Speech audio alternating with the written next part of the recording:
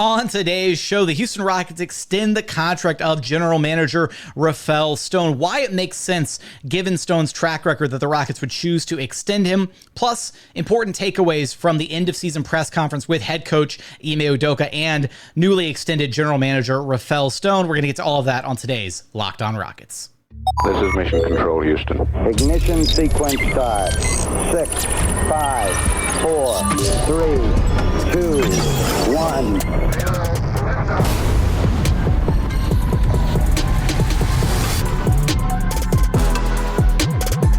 What's up and welcome to another edition of Locked On Rockets, your daily podcast home for everything Houston Rockets basketball. As always, I'm your host, Jackson Gatlin, native Houstonian and credentialed media member. I'm also the host of Locked On NBA Mondays. Be sure to follow along on Twitter at JT Gatlin. The show, of course, at Locked On Rockets, free and available wherever you listen to your podcasts, including YouTube, where the best way you can help the show out is to share your thoughts in the YouTube comments. How do you feel about the Rockets extending the contract of general manager Rafael Stone? Let us know in the YouTube comments. But as always, thank you so much for making Locked On Rockets part of your day every single day, whether it's on your way to work, on your lunch break, in the gym.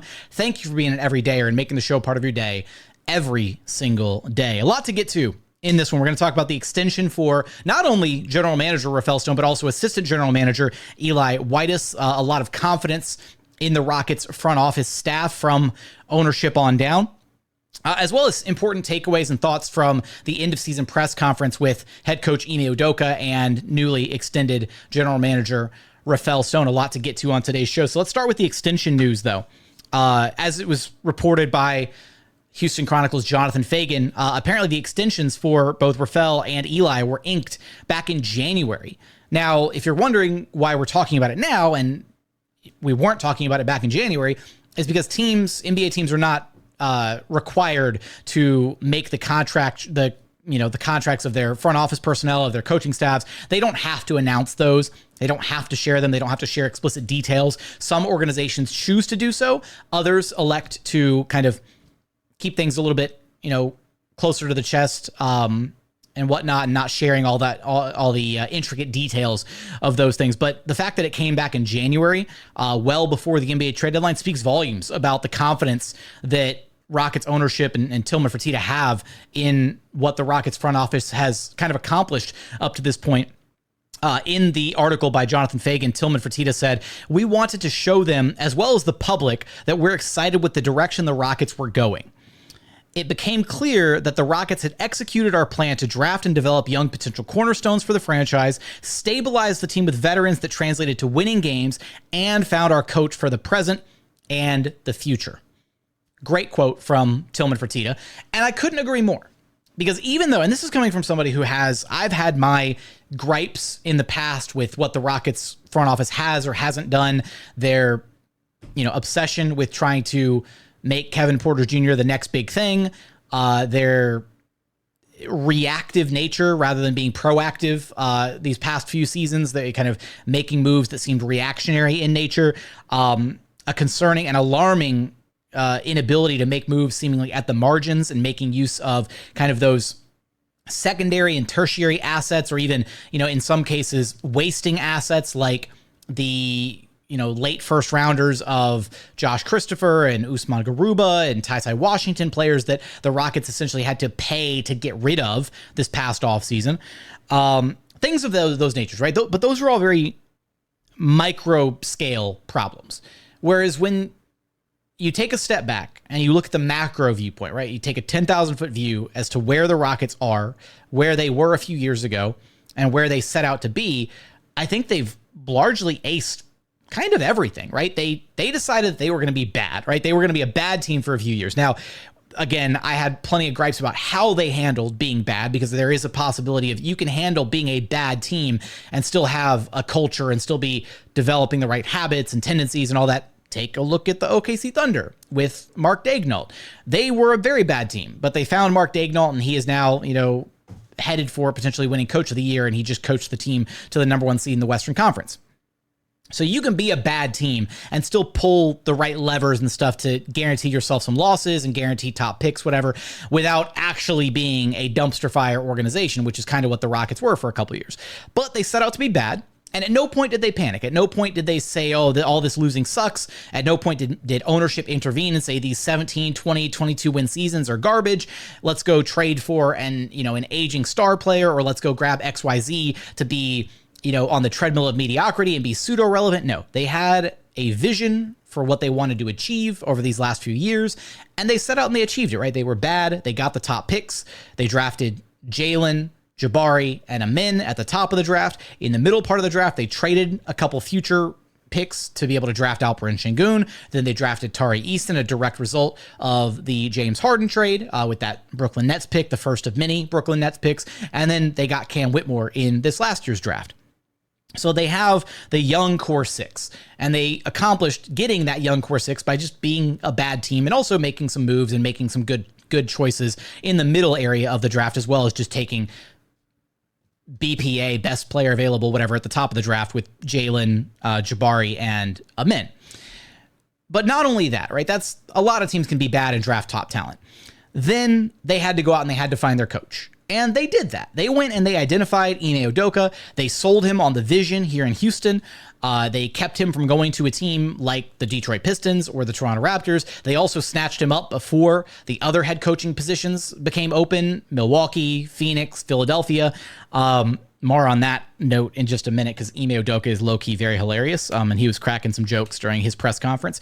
But they acquired a top-tier NBA head coach, right? And that was one of the biggest what-ifs, biggest questions for this team at the end of last season was who's going to replace Steven Silas. They went out and they got a massive upgrade in the coaching department, and I think after this season, we can all collectively agree that that was the right guy to hire for what this team needed. They lacked an identity. They needed accountability. Ime was the right coach for this young group of men. So they did that. But then it doesn't just start and stop with Ime. Yes, he's a big part of going from 22 wins to 41 wins, but they also went out and they signed the right veterans. They went out and they got Fred VanVleet, Dillon Brooks, Jeff Green, Aaron Holiday. They had to pivot because they originally wanted Brook Lopez, and maybe we'd be reflecting on this a little bit differently had they actually signed Brook Lopez, and maybe if it had delayed the emergence of Alperen Sengun as an all-star caliber player, what have you, all that stuff. But that didn't ultimately happen. They pivoted and they got the veteran names that they got.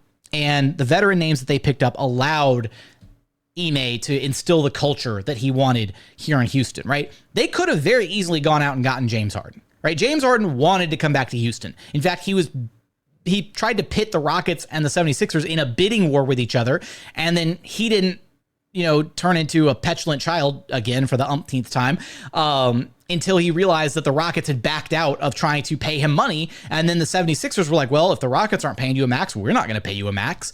And then he was stuck between a rock and a hard place, so he forced his way out of Philadelphia.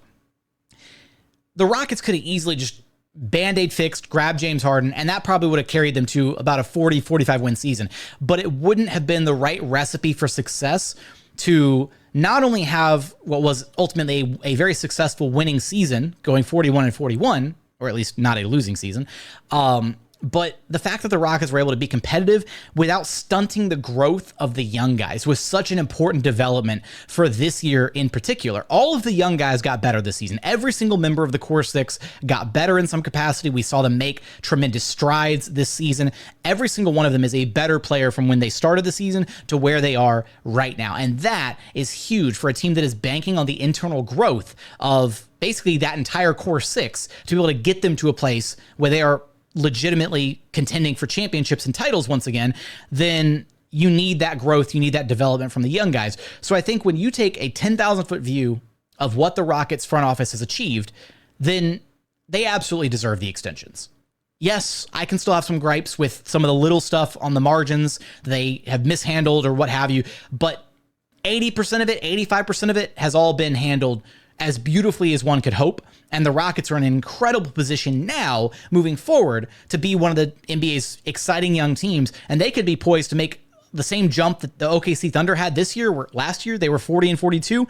This year, 57-25. Number one team in the Western Conference.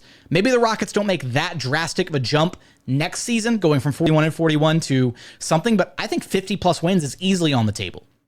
And so do head coach Ime Udoka and Rafael Stone. They think that. They think a lot of other things, a lot of thoughts to share from them, from their postseason end of season press conference. I don't want to say postseason press conference because that sounds like we're talking about the NBA playoffs. We'll get to thoughts from Ime and Rafael, their press conference, how it pertains to the future of this Rockets team, possible contract extensions for Jalen Green and Alperen Sengun, as well as what this team is missing or what they don't have or their confidence about the roster going into next season. All of that and so much more here in just one moment. First, today's episode is brought to you by Monopoly Go. Look, I've been told that I'm a competitive person, and I feel like that's pretty true. Most people who are, big sports fans tend to have a bit of a competitive side, and my competitive side is a big fan of Monopoly Go. I'm sure you've heard of it, but if you haven't, it's been downloaded over 150 million times. It's a great twist on the classic Monopoly, where you play on not one, but hundreds of Monopoly boards in crazy locations, building up amazing cities that bring you big money. And honestly, the best part is messing with your friends. You can charge them rent on all the iconic properties, just like in classic Monopoly, but now you can also heist their vaults full of riches just for yourself. And the leaderboards show you who the biggest Monopoly tycoon is. But it's not just my competitive side that loves it. You can team up with friends and people all around the world in timed tournaments to earn huge rewards. So get in the game and join your friends. Download Monopoly Go, now free on the App Store or Google Play Store. Again, go download Monopoly Go, now free on the App Store or Google Play Store. And continuing on here at Locked On Rockets, your daily podcast home for everything Houston Rockets basketball. Let's go ahead and dive into some of the important takeaways from the end of season press conference with head coach Ime Udoka and newly extended general manager Rafael Stone. And we'll start with this first one, which was a question about the extensions for Jalen Green and Alperen Sengun, and subsequently the follow-up, whether or not the Rockets will be able to keep all six members of the core six together on the same team, under one roof. The way the CBA is set up, you can extend, you don't have to, and you can always revisit next summer. So in that sense, there's no gun to our head or anything else. We'll have conversations. We'll see what makes sense for us, what makes sense for them, and then both sides will end up, making whatever decisions we make. So I would say it's an opportunity to have good discussions with them. We look forward to that, but not feeling like it's a burden or a crushing pressure or anything like that. Do you feel like you can extend all six of the first round picks from the last 3 years? Like, do you feel like can we keep them on this team? Work? Yeah. We do. Okay, so let's start with the big one here, which is the idea about extending Jalen Green, Alperen Sengun this offseason, because this is a really important one, and this is one of the biggest questions facing this Rockets team this season, or this offseason, I guess, is whether or not they ultimately decide that they want to extend Jalen Green and Alperen Sengun. And it has long-term ramifications based on what they decide they want to do this offseason. So I loved the answer from Rafael Stone, because if you're trying to sit here and maybe read between the lines or read the tea leaves a little bit on some of these answers from Ime, from Rafael in these types of press conferences, I think it instills a lot of confidence that the Rockets are not just sitting here thinking, yep, we're going to hand a blank check to Jalen and Alpi, and they were great, and we're super stoked about a 41-win season, and we're just going to give them all the money in the world this offseason. No, that's not the approach that they're taking with these guys, and that's not the approach that they should take, because as incredible as Sengun's all-star caliber season was, and as great as Jalen Green looked when he finally turned things around and figured things out, late February, and then that insane stretch in the month of March, neither one of them are like tier 1 star players yet, where you just hand them a blank check and say, please stay with our organization for your entire career. They're just not that good. They're not on the same level as a Luka Doncic or a Zion Williamson or whatever. If it's upsetting to hear, then that's just the facts, unfortunately. But that's where we're at with those two guys. Are they blossoming star level players? Yes. Have they looked incredible? Do they look like they have incredibly bright futures? Absolutely. But you're not just going to hand them max money at the earliest possible point, especially when there's financial flexibility that could be had further down the line. Now, here's where things get a little interesting, is the Rockets could very easily elect to allow both Jalen Green and Alperen Sengun to go to restricted free agency, where they revisit their contracts next offseason, so summer 2025. If they elected to go that route, they would have to make both of those players restricted free agents by issuing a cap hold on their initial salary for this upcoming season, the 2024-2025 season. And that number, that cap hold, is determined by a variety of factors. Basically, it's how much they're currently getting paid, where they were drafted at, right? Because Jalen Green makes a lot more as the number 2 overall pick than Alperen Sengun does as the number 16 overall pick. But the numbers, as it stands, are currently the cap holds. That is, for Jalen Green, it's $31.2 million, and for Alperen Sengun, it's $16.3 million.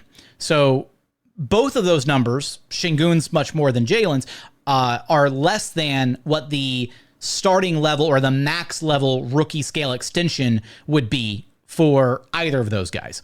So if the Rockets really wanted to, if they wanted to maintain as much financial flexibility as possible, then they could extend those cap holds, those offers to Jalen Green and Alperen Sengun, and have those cap holds on the books. And actually, when they do get to summer 2025, those cap holds would be there instead of the actual dollar figure of an extension contract if they extended them this offseason. That has a ton of benefits because then it allows the Rockets all that financial flexibility next offseason to pursue a big name, to maybe trade for a guy, whatever they want to do.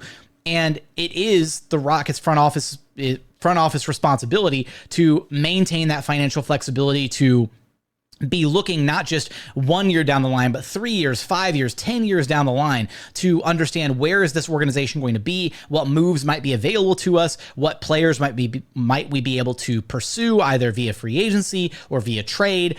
And for the Rockets, rather than just saying, hey, these guys look pretty solid, we're happy about them, we're just going to extend them right now and we're going to worry about the ramifications of it later, they're looking down the line thinking, okay, cool. Yeah, we're really excited about what Jalen and Sengun have done. And again, Ime and Rafael were both effusive in their praise of both Jalen and Sengun throughout the press conference, discussing the ways in which they had grown and how impressive they had gotten, and the ways that, you know, they even surprised them in certain aspects.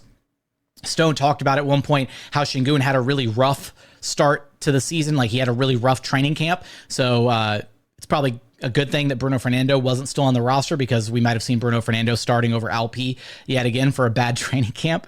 For the Rockets, it's kind of like, fool me once, shame on you. Fool me twice, can't be fooled again. So regardless, apparently LP had a rough training camp because he was being asked to do a lot from the jump, right? Jalen and LP were probably challenged more than any other player on this roster to adapt, to break some of their bad habits, to change some of their tendencies.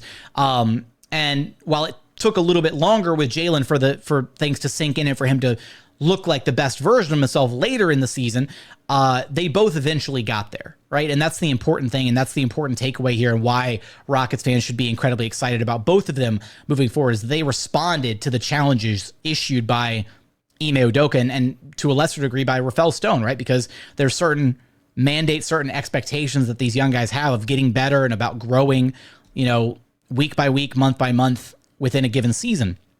So I think with where the Rockets are at, if my gut is telling me that the Rockets are not going to extend either Jalen Green or Alperen Sengun this offseason, I think a lot of Rockets fans have just drawn it up to a foregone conclusion that, oh yeah, both of the LP played like an all-star, he's going to get extended. I don't necessarily think that's the case, especially when there is a lot of financial advantage to allowing him to go to restricted free agency. Because if his cap hold is only $16.3 million, but if you extended him on a rookie scale max right now and he was making $37 million, that's an extra $20 million they're committing to the cap sheet that you otherwise wouldn't have to have committed. Because those guys can have their cap holds. You can go out and sign whatever big name free agent you want. Go grab a splashy signing or a couple role player guys, whatever you want to do to flesh out the roster. And then you can come back and extend Jalen and LP and bump them up to the number that they deserve. And I'm sure that those conversations are conversations that are being had right now between Rafael Stone and Jalen Green, Rafael Stone and Alperen Sengun, because they both probably feel like they deserve the rookie extensions. But you've also got to take the long-term health and flexibility of the team into account. And that's where the other part of Rafael's confidence in his answer came from, which was the follow-up from Adam Spillane, asking about the ability to keep all of the core six together on the same team. And Stone just flat out was like, yeah, I think we can do it. And One area that I'll give Stone a lot of credit for is he's been incredibly creative with a lot of his contract structuring for, in his time as the Rockets general manager. He was in charge of contracts and everything before that. So a lot of the creative kind of incentive-based contracts or some of the creatively structured deals that we saw during the Daryl Morey era. Rafael Stone probably had a large hand in drafting, many of those contracts as well. So from a financial standpoint, I think the Rockets are in a great position to be able to take advantage of some of the flexibility within the collective bargaining agreement to keep all of their young talent under one roof. And maybe that's because in their eyes internally, maybe they don't view Jabari and Tari as like max level players. Maybe they're viewing them as more kind of in that Dillon Brooks area of salary, right? 20, 25 million a year, something like that. Not all 6 of these Rockets young guys are all going to be max level players. If they are all max level players, like if at the end of next season we think Jabari and Tari are both max level players, that is an incredible problem to have if you're the Houston Rockets. And that's one that you would love to have because that means you've got multiple players that are playing out of their mind. And then yes, at some point you would have to pick and consolidate and figure out, okay, are we trading this guy? Are we letting this guy walk? What are we doing? But Stone says that he's confident in being able to keep all 6 on the roster, at least long term. Maybe some of that has to do with the fact that Amin and Cam are still going to be on rookie deals for a few more years. Maybe that has something to do with it. But I do think there is a way for the Rockets to at least maintain some financial flexibility. And again, if I'm going off my gut right now, I don't think it means, or I think it means that they do not extend Jalen Green and Alperen Sengun this offseason. I think they'll probably just extend them the qualifying offers, make them restricted free agents for next offseason. And then again, the other benefit to them being restricted free agents is they can match any offer that comes their way, right? So if the Charlotte Hornets or somebody rolls up on the Rockets and tries to offer Alperen Sengun $25 million a year, that's not even a max deal. That's just $25 million a year. The Rockets can match that and they can go above the salary cap in order to match that. So it gives you a ton of financial flexibility and freedom, and they might actually be able to save a little bit of money in the long term because if they do get to next offseason and maybe next year, God forbid, is like a disappointing season for some reason, or either of those two guys regress, or maybe they still play out of their mind, but then nobody else comes along to offer them a max deal, then maybe a max contract is worth like $37 million. And then maybe they'd be able to get them at 32, 30, 35, like get them on a slightly cheaper deal and save some of that money to be able to apply elsewhere on the roster. So these are all just thoughts, considerations to think about. I think that was probably one of the most important takeaways from the press conference was Stone's answer about extending Jalen and Sengun. But coming up, I want to get into a few more of the thoughts and takeaways from the press conference. We're going to get there in just one moment. First, today's episode is brought to you by FanDuel. It's playoff time in the NBA and NHL. Baseball's in full swing, and FanDuel is your place to bet on every single game. Right now, new customers get $150 in bonus bets. Guaranteed. That's $150 win or lose. Bet on everything from slap shots to home runs to slam dunks, all on an app that is safe, secure, and super easy to use. What are you waiting for? Visit FanDuel.com/lockedon and make your first bet an automatic win. Again, that's FanDuel.com/lockedon. FanDuel, America's #1 sportsbook. And final segment here at Locked On Rockets, your daily podcast home for everything Houston Rockets basketball. All right, first off, there's no way to be able to tackle the press conference in its entirety. It was about 35 minutes long. I published the press conference to the YouTube channel. It's also available on the Rockets YouTube channel. So if you want to go listen to the whole thing and then come back and revisit this episode, go for it. That's available to you there. Couple other news and notes, little tidbits. I thought this was an important update. Apparently, Tari, Eason, and Steven Adams are both on track for training camp this upcoming season, so there's no issues there and no other issues beyond those two. So I take that to mean that there's nothing,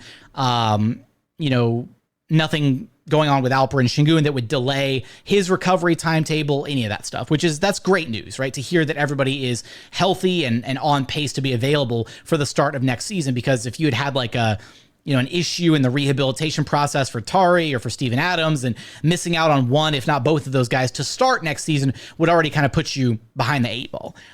In addition to those thoughts, or those, I guess that update on those two, one of the areas of a ton of confidence, both from Ime and from Rafael, is just the idea that this Rockets team is in a really great spot where you could feel pretty confident about just running things back next season as is with no other changes to the roster and feel like you're going to be able to make the playoffs and maybe even much further than that, right? At the very literally first answer of the press conference, Jonathan Fagan was asking, how do you go from being a 41 win team to making the playoffs next year? Like, what needs to change? What do you need to do better? And Stone was like, well, if we hadn't tricked off like 5 or 6 of those games there.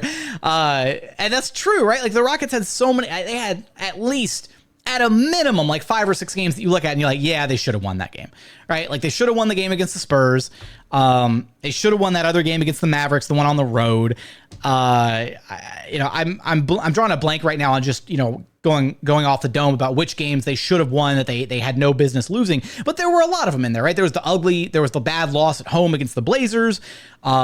It was all the games on the road, right? They were such a bad road team for so much of the season. Like if that increases, if they play even just like remotely 500 ball on the road, then they are comfortably in the play-in tournament right now. We're still talking about Rockets basketball postseason action rather than, season reflection stuff and breaking down, end of season press conferences and everything. So I fully agree with that sentiment, right? If you're talking about, you take the team that achieved 41 wins this year, and first off, ideally you don't lose Alperen Sengun for a quarter of the season, right? So that's already one benefit. You'll have Steven Adams for the whole year, so that's another huge get. That's another major addition. And then Tari Eason.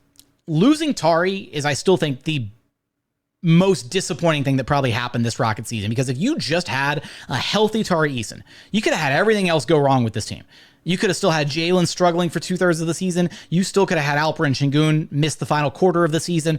You still could have had the injuries to Dillon Brooks, to Fred VanVleet, Jabari Smith Jr. missing a little bit of time, whatever. If you had a healthy Tari Eason meaning Iron Man Tari Eason playing 82 games, which he did his rookie year. If you had that version of Tari Eason, this Rockets team is comfortably in the play-in. And I think that's going to be one of the major additions to this team, is just the fact that you're getting back one of the guys that you missed out on so much this past season. So getting Tari, getting Steven Adams, getting Sengun back obviously is a big one. But having all those guys and having everybody healthy to start the year, and obviously, knock on wood, injuries are part of the game. You're going to probably deal with certain guys missing some time throughout the season. But if this team is fully healthy next year, with all those pieces in place, then yeah, I share the same level of confidence that Ime Udoka and Rafael Stone do when looking at this roster, thinking that this team is ready for more internal growth, right? Another offseason spent working with one another. Ime Udoka talked about, spending time with guys this offseason. He said he would even go all the way over to Turkey if he needed to, that he'll fly out to wherever he needs to be to spend time with the guys this offseason, to work with guys. They talked about the fact that many guys are going to be here in Houston throughout the offseason. That there's workout plans in place, that a lot of them are probably going to be in the area. So I'm sure that there's probably going to be some early offseason work taking place. We'll probably see some clips and some videos of guys working out at Toyota Center pretty early, I'm sure, just like we did last offseason. So for all of that, I will say that at one point, Stone was asked about what this roster is, I guess, missing. And he said, I don't feel like we need X, or that we need to go out and go get X to, become a good team or to improve this team. And that's the one area that I think I would disagree with a little bit, because it does still feel like this team is desperately missing some consistent outside shooting. And maybe some of that is just remedied by spending another offseason with Ben Sullivan and guys working in the gym and understanding where their shots are going to come from within the flow of this offense. Ime even spoke about the need for Alperen Sengun to become a better shooter overall. So I do think shooting at the NBA level is a premium, right? It's arguably the most important asset that any team can have. If you're a good shooting team, you will be in a lot of games just because you can knock down shots and you can get hot in a hurry, whatever. The Rockets have already shown their ability to play and be a consistent top-tier defense in the NBA this past season. They finished the season 10th in defensive rating. For much of the season, they flirted with being a top 5 defense. So if you can take what was already a top 5 defense and at least increase the offense to where it's at least middle of the pack or somewhere in that 10 to 15 range, then yeah, I think the Rockets are going to comfortably be looking at, being a top 6 seed next season. They were 10th in offensive rating. I believe they finished the season 20th or 21st in offensive rating, which is exactly where I thought they'd probably be coming into the season during our preseason predictions and everything. I said that they could be a top 10 defense and that they're probably going to be slightly below average offensively. And that's exactly where the cards kind of fell. So for this team to take that next step forward, they need to be a better shooting team. And some of that can be just internal growth from the guys who are currently already taking all the shots, or it might mean going out and acquiring some shooting, right? Getting a guy or getting a couple guys who can increase the overall volume of 3-point shooting on this roster and do it at a decent clip to where the Rockets don't have these lulls where, at least for 2/3 of the season, they were getting completely outmathed by opposing teams. So that is one concerning area. But some of it might just be GM speak at the end of the day. Couple of the funny moments from Ime Udoka through this press conference. I mentioned it earlier on, but when asked why Houston was like in reflecting on the season and how things had gone, why Houston was the right pick, Ime kind of jokingly said, well, if I had gone with Milwaukee, Philly, or Phoenix, I'd be in the playoffs right now. And that got a pretty good laugh out of the crowd. Ime is a really funny dude, like low-key incredibly hilarious. And then he had the other one where when asked about if they had any parting words for Jalen Green after his insane stretch to close the season or whatever, Ime said, Ime and Stone were both quiet for a minute, and then Ime said, do it earlier. And that's just true, right? Ime just he's a straight shooter, man. He keeps it straightforward with these guys, and that is about as straight up as you can get about do it earlier, man, because if Jalen Green had been doing that stuff from the jump rather than, it taking all the way until post All-Star break for that gear to kind of kick in for him to get to that next level of play, then the Rockets would be in the play-in tournament right now. That's a pretty easy argument to make. But elsewhere throughout the presser, I mean, I'm trying to think. There wasn't. I'm double checking my notes here. I didn't have anything else that was felt crazy super important that they highlighted, other than, again, there was a lot of praise for both Jalen and Sengun throughout the presser. At one point, Jason Bristol, KHOU's Jason Bristol, had asked about Jalen and Sengun playing together, and Rafael kind of fell back on his, he uses this answer a lot, but that good players can play with good players, right? Talent wins out.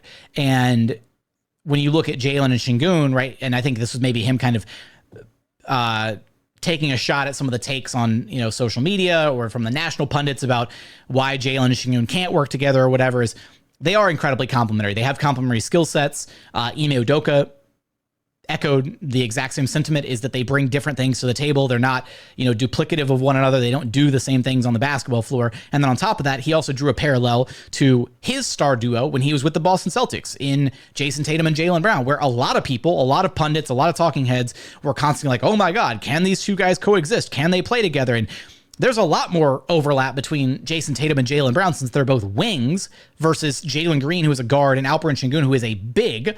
Those two can much more easily coincide and coexist together on a basketball floor than Jason Tatum and Jaylen Brown can. And yet Jason Tatum and Jaylen Brown are doing just fine with the Celtics right now. Celtics look pretty unstoppable. So, by and large, there was some reflection. There was some, a lot of confidence moving forward for next season, and deservedly so after how this team finished this year. But at the same time, even Ime remarked kind of earlier in the presser that, while there's certain things to be proud of and happy with, the fact that they got to 41 wins, the fact that they increased from last year, and that certain guys got better, or all the guys got better, and everybody kind of grew in their respective roles and everything. At the same time, it is disappointing because they set out with a goal in mind to make the playoffs.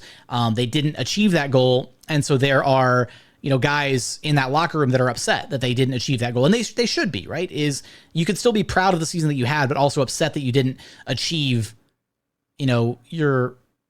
your starting out goal, I guess. And that was Ime's message to them, is essentially, let this be the last time that we don't ever achieve that goal, right? Next year and every year moving forward, we want to be playing basketball right now. We don't want to be sitting out. We don't want to be having these, end of season press conferences. We want to be in the hunt, in the mix for, for a championship, because that's what it's all about. So love that mentality from Ime Udoka. Love the commentary from both of them. Thought there was some insightful stuff there. I'm curious your thoughts. What are your takeaways from the Udoka Stone press conference? How do you feel about Rafael Stone getting the contract extension? Let me know in the YouTube comments. But as always, thank you so much for checking out the show. If you haven't done so yet, please consider subscribing wherever you listen to your podcasts: Apple, Spotify, Google, the Odyssey app, free and available on all podcast platforms, including YouTube. Just search Locked On Rockets, like, comment, subscribe, and if you're listening on Apple Podcasts, a 5-star review helps us out a ton. But as always, thank you so much for watching. Thank you so much for listening, and we look forward to having you back right here at Locked On Rockets, your daily podcast home for everything Houston Rockets basketball.